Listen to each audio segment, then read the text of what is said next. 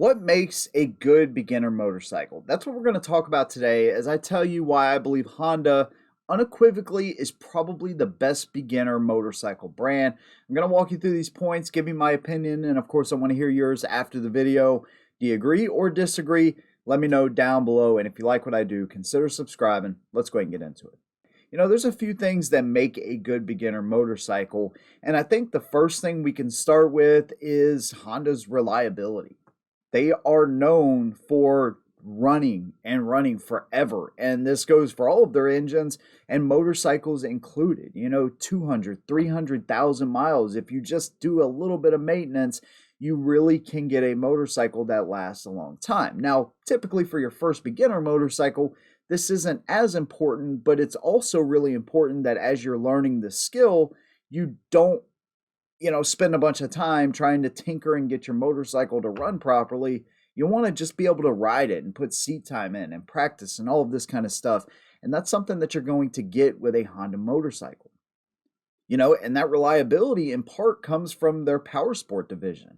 When you can take a motorcycle, for instance, and, have it going hundreds of miles, high revving, a lot of wear, and be able to put that into, let's say, a Honda Rebel that's going to get 2,000 or 3,000 miles a year and still be able to take what you learned in that brutal environment and power sports and put it into the technology in a bike that's not even going to get close to that. That's where you got a real winner. And I'm not saying they use the same motors from power sports in a Honda Rebel, but I am saying that that same technology and, stuff like that is what they can put into those motorcycles, making them super reliable.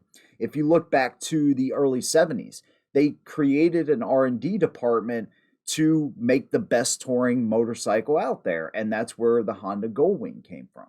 I want to say it was in development for like 5 years before it hit the market, and since 1977, the Goldwings have still been out there. Now, they originally came out with a flat 4. In 1987, they came out with a flat 6, but even since the 70s, man, these things have been on the road and been super reliable. And so you can take all of that knowledge and everything that they build and actually, know that some of that same technology and some of that same expertise is going into even their lower end beginner motorcycles.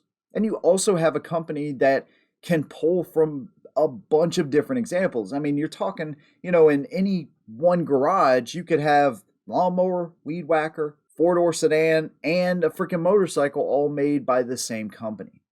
So the sample size is huge. And they not only have plants in Japan and North America, which are two really good places to kind of, get some data on and, from busy, streets in Atlanta or San Francisco or wherever, but you also have Japan or Mexico or Italy, and you can take all of that data and say, okay, why are some vehicles breaking down here? Why are others breaking down there? And they use all of that knowledge to make sure that they build the most reliable motorcycle they can. I think I read a report that said, and I forget what the sample size was, so forgive me here. I'm just kind of speaking off the cuff here, but it was something like 12% of Honda motorcycles break down, which is a really good ratio when you consider the amount of bikes that they've actually had. And that was not every single motorcycle in every single country that they sell them, but still out of a pretty decent sample size, I want to say 200,000, there was about a 12% ratio of them, being unreliable or having some kind of, failure, which is actually pretty good. So anyways, you're going to be getting a reliable motorcycle taken from a huge sample size and a company that makes a bunch of different engines, but you're also going to be getting a ton of variety. So not only do you get the reliability and you get the huge sample size that they can pull from and all of that R&D, but you also get a wide variety of different motorcycles to choose from. And so when I think about beginner Hondas, I'm thinking, like a CBR 300 if you want like a sport bike, or Rebel 500 if you want a cruiser. And all of these motorcycles are readily available. So you have a lot to choose from. It's not just one or the other. Like, let's say you go into, Harley Davidson, since they've eliminated the Street Series and the Sportster series has changed up so dramatic, you can find some good ones, but the premiums are going to be more, and you have less to choose from when we're talking about beginner motorcycles. With Honda, that's just not the case. Remember that they make motorcycles for every country essentially on the planet, and so a lot of other countries like smaller motorcycles, and even the Honda Grom, which has proven to be wildly successful in the United States, as long as you're just kind of going around town, of course, proves that not everybody wants a bigger and better motorcycle. Some people just want a really small, kind of toy-like bike to ride around and have fun on. So you got a really nice variety there. And it's not just limited to those bikes that I talked about, but those are some of the better beginner motorcycles that Honda has. And as you start to move up the lineup, then you can get into other motorcycles like the Fury or the Goldwing or the Phantom. So they have a lot to choose from. And of course, the CBR 1000RR if you're into sport bikes. So there's a big variety of motorcycles that they sell and something for everyone. And on the other side of that coin is the cost. If you go into Harley Davidson right now, the end of 2023, about the cheapest bike you're going to get is $13,000. Now, you guys know I love Harley Davidson. I really do. But I also recognize that when it comes to beginner motorcycles and cost, you're going to be spending more there. Indian, you'll be right about $9,000 or $10,000 for the Scout 60. With Honda, you might be at $3,000 for a Honda Grom, right at $5,000 for CBR 300, or like $6,500 for a Rebel 500, and I think about $5,000 for a Rebel 300. And that's brand new pricing. So if you go again to the used market, you can find them even cheaper. That's another barrier to entry for beginner motorcyclists. Most beginners don't want to spend $15,000, $20,000, $30,000 on a machine and something they may or may not like. So again, that sample size and variety, not only do you have a ton of that, but you also have pricing that a lot of people can afford, and that's always a good thing. Now, that's not to say their bikes don't get up there. If you talk about like the CBR 1000RR, I think it's the R Fireblade, which is a $28,000 sport bike. Talk about the Honda Goldwing, anywhere from $24,000 to $28,000. Different machines.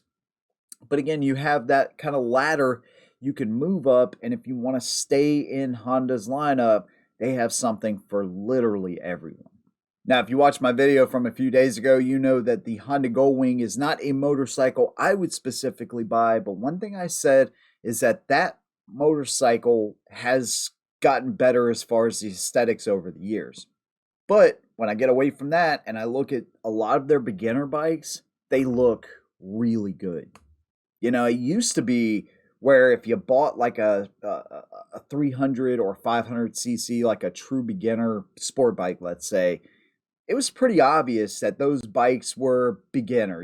They always use like a different headlight or different fairings, and it just didn't look as good as their 600 and, liter bike counterparts. But that's not really the case with Honda. Even if you buy a CBR 300, you're still going to be getting a good looking machine. Another thing too, and something I definitely am a believer in, is ABS. And so paying for ABS is definitely worth it. But Honda will charge you like $300 to add on ABS compared to $900 or $950 through other manufacturers. That's 3 times the cost, man. And so that's a big difference right there. Another thing is destination and freight charges. Honda, $775 for a Goldwing compared to like $1,500 for a Road Glide Special, or really any Harley Davidson and Indian for that matter. So at the end of a deal through Harley, you could be looking at $2,500 extra dollars if you add on ABS and those freight and destination charges, which you cannot get away from if you're buying a new motorcycle. Maybe there's some people that have been able to get workarounds, but I know I have never been able to do that. And so that's another cost savings that Honda is able to provide their customers. And, I didn't even know that their destination and freight charges were as low as they were until I did a little bit of research for this video. And it's pretty eye-opening what some of these other manufacturers will charge you. I mean, even if you look at, a non-DCT to a DCT, that's a transmission upgrade. I'm not a fan of DCT, but at the same time, that upgrade is like $700. So they're very reasonable when it comes to stuff like that. They just have a lot to offer. And while I don't agree with everything they do, and by no means do I think they're a perfect company, at the end of the day, they do a lot of good things for motorcyclists, and they get more people into motorcycles, which is always a good thing.